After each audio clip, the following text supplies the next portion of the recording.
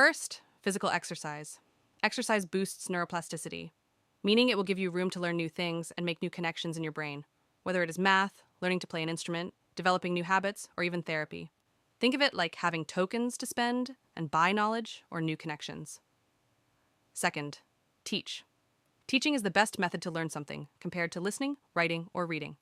You might tell it to your friends, start tutoring, or give an imaginary seminar in your room. Third, repeat it in different settings. Make your knowledge unbound. If you keep studying something on the same desk, you might need that desk to retrieve the information.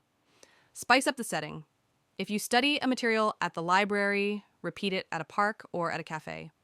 Fourth, use spaced repetition. In other words, repeat the material just before you forget. Leave increasing intervals between repetitions. For example, reread the material one day after your first encounter.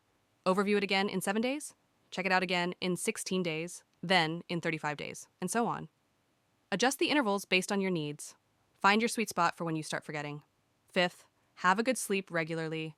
Even if you repeat it enough, sleep is the critical phase to transfer the knowledge to your long-term memory, in which the hippocampus plays the main role.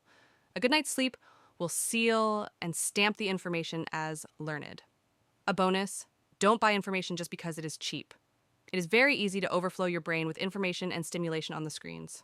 However, your brain and metabolism have limited resources. Manage where you spend your resources mindfully.